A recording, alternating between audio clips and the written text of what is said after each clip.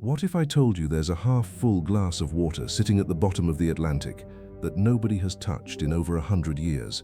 By the end of this, you'll know exactly what happened to the Titanic down there, what's still inside her, what people pulled out, and why we may be the last generation that ever gets to see her. But first, I'm curious. Do you think we should be bringing things back up from the Titanic at all, or should we just leave her alone? Drop your answer in the comments. From millionaire's jewels to a strange, ancient book. Anybody who really digs into the history of the Titanic knows one thing: a shipwreck doesn't last forever down there. Experts figure the Titanic could crumble into tiny pieces within the next 100 years. That's exactly why they're racing to visit the wreck as often as they can, grabbing whatever they can find while it's still there. And some of what they pull up seems pretty useless, but the rest, strange, one-of-a-kind, and downright astonishing. This episode, we're talking about that second kind. And today I'm going to show you how, 100 years later, scientists went back to the Titanic and were stunned by what they found. Let's go. The disaster happened on April 14, 1912. Just a few hours after she struck that iceberg, the ship broke clean in two. The last time anyone saw the mighty Titanic above the water was at 2:20 in the morning on April 15, 1912. For years after she went down, hundreds of search teams combed the ocean trying to find the wreck. For decades, people floated theories, ran the numbers, sent out expedition after expedition, and came up with nothing. It wasn't until 1985 that oceanographer Robert Ballard finally found the ship, and get this, he found it completely by accident. By that point, the Titanic was already falling apart. So how much longer does she really have? In all the years since she was found, only a handful of people have ever laid eyes on the wreck of the giant in person. One of them was James Cameron, the director of that famous Titanic movie. Put Cameron's photos right next to the ones from the very first expedition, and the speed of the decay just jumps out at you. Bacteria that feed on rusting metal are eating the ship alive from every side, and these tiny little things, they've got a serious appetite. About 400 pounds of metal vanishes every single day. Here's the kicker. There's so much bacteria living on that wreck right now that there's actually more life on the Titanic today than there ever was while she was sailing. Between 1987 and 2002, the American company RMS Titanic Incorporated got the exclusive rights to study the wreck and bring up pieces of the liner. They ran 6 expeditions costing about $1 million altogether and pulled more than 6,000 objects up off the ocean floor. All told, the finds were valued at around $110 million.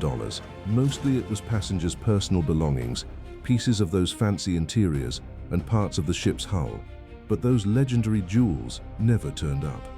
And all this research has to happen way down deep, because raising the ship itself is just impossible. A full century in the salty Atlantic has eaten away at the metal so badly that any attempt to bring her up, even with the most advanced technology we've got, would just destroy the ship completely. So what happens to the artifacts? Well, the fate of the ones still sitting on the ocean floor landed right in the middle of a scandal at the turn of the millennium. The British government and a whole bunch of advocacy groups are fighting hard against the plan from the company that's the nominal owner of the wreck.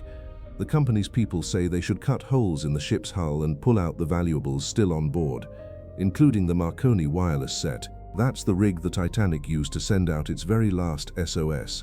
But the other side argues that the wreck is, at its core, a monument over a mass grave, and you just don't disturb that.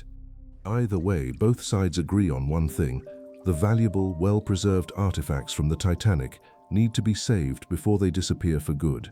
In 2012, it had been 100 years since the disaster, and the Titanic wreck site, along with the passengers' personal belongings still resting there, came under UNESCO protection. And UNESCO plans not just to protect the site, but to control the buying and selling of anything tied to the Titanic. So don't expect any sensational new finds anytime soon, and don't count on them raising even a piece of the ship to the surface either. All we can do is study the history of the tragedy through the artifacts we've already brought up, and wait for properly organized archaeological expeditions. But what exactly makes the things still down there so valuable, and do we even know precisely where they are? The heart of the ocean. Now technically, that famous necklace, the heart of the ocean, is pure fiction. The first mention of it shows up in James Cameron's screenplay, In the movie, you've got that treasure hunter character, Brock Lovett, chasing the necklace.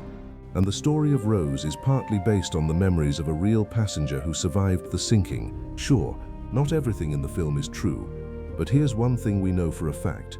The Titanic was carrying a whole lot of the richest women of the era. Take Ida Strauss, for instance, co-owner of the big department store Macy's, or Lady Duff Gordon, a famous British fashion designer. By rough estimates, the combined fortune of the Titanic's wealthy passengers would add up to about $2.26 billion in today's money. And that's exactly why Cameron wasn't afraid to run with the idea of the heart of the ocean. He had no doubt that somewhere under the wreckage of the Titanic, there could be priceless treasures that belonged to those wealthy women. The Rubaiyat. Who would bring an original copy of Omar Khayyam's Rubaiyat aboard the Titanic, and why? One of the most valuable items on that doomed ship was a manuscript by Omar Khayyam, the Persian philosopher and poet of the 11th and 12th centuries. The manuscript, bound in an enameled cover, was supposedly decorated with 1,000 precious stones. Some historians figure those rumors trace back to an account of a richly decorated book that somebody carried aboard. We're talking about a short work by Edward Fitzgerald, stitched together from about 100 Rubaiyat, those little 4-line verses, with his own additions thrown in. Fitzgerald's version actually was called the Rubaiyat, and back then it was pretty popular. So can the Titanic be saved from falling apart? Will we ever get to learn more about this legendary ship and the people on board? Stick around to the end, because you're going to find out what a pair of shoes on the floor of the wreck really means, and how much the most expensive piece of luggage on board was worth. You'll also find out whether a regular tourist can actually go see the Titanic with their own eyes. Let's keep going. Cargo and baggage. The ship was used to carry 60,000 pieces of mail and several tons of goods headed for sale here in the US, worth more than $10,000 in today's money. Down in the holds, there were furs, wines, champagne, food, books, medical instruments, and even 2 barrels of mercury. Strangely enough, right alongside the newest automobiles and works of art, one of the biggest losses on the list was the baggage of American millionaire Charlotte Drake Cardeza, the daughter of a textile manufacturer. She was traveling on the Titanic with her son, heading back to Pennsylvania after a long hunting trip. She had the most expensive cabin on the whole ship, and she was hauling 14 trunks of luggage, not counting 4 suitcases and 3 crates. After she was safely rescued, Charlotte Cardeza filed a claim for $177,000, which works out to around $4 million today. The list of the lady's lost property barely fit on 21 pages. On it, she named more than 840 items, including a pink diamond ring worth $20,000. Not many people know the Titanic carried the letters RMS in its name, Royal Mail Ship. In other words, the Titanic was officially responsible for carrying the British mail. Along with all those books, 3,364 mail bags went down to the bottom, plus around 800 parcels with unknown contents. One of those packages held the manuscript of Joseph Conrad's novel Lord Jim. The writer had mailed it to a collector named John Quinn.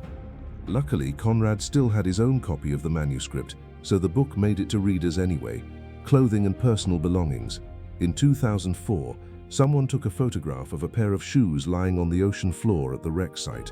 For the 100th anniversary of the sinking, that photo was made public. The shoes were sitting so close together that they were probably once on a victim. Filmmaker James Cameron has visited the wreck site several times, and he says they've never once found human remains, and there couldn't be any. At that depth, everything dissolves relatively fast. The only thing left of the passengers who didn't make it is their clothing. The fact that those shoes are sitting so close together tells you there was most likely a body right there, according to the people who've explored the wreck. Some of the most haunting moments come from seeing objects a human hand clearly once touched, objects still resting in the exact spot where their owner left them. On the night the Titanic went down, first-class passenger Henry Harper left his bowler hat in the closet, right next to his coats. That hat will never leave that flooded closet. It'll just stay right where it is, among Harper's clothes, exactly where he left it. In another cabin, sitting on the washstand, there's a glass of water and a glass carafe. That glass of water is still standing right where it was, in its holder. If it had been empty, the current would have washed it right out and it would have drifted off somewhere. but it stayed put, and that means whoever was in that cabin took a drink, left it half full, and it's still there today.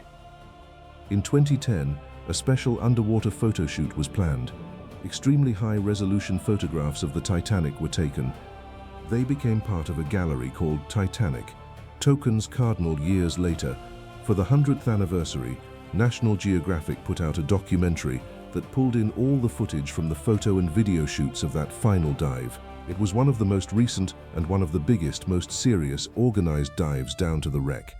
Studying her a century later let researchers uncover brand new details about the sinking and turn up even more of the passengers' personal belongings. On future dives, the plan is to use cutting-edge, high-resolution cameras to build a full three-dimensional virtual model. The future is already here. Reporters learned that by 2020, tourists would be offered the chance to see the Titanic with their own eyes. Week-long expeditions would be run out of the Canadian city of St. John's. According to the outlet Global News, a week-long trip, including a dive in a special submersible, would run around $168,000 per passenger. Each dive down to the sunken liner, almost 2.5 miles below the surface, would be made in a 5-person sub and last about 8 hours. Passengers would even get trained in underwater photography. And during these tours, the plan is also to gather material that could be used to rebuild the ship's hull in virtual reality and show it off to the general public. Well, that's all for today. Drop a comment and let me know. Would you want to be on one of these expeditions to the Titanic? Thanks so much for watching.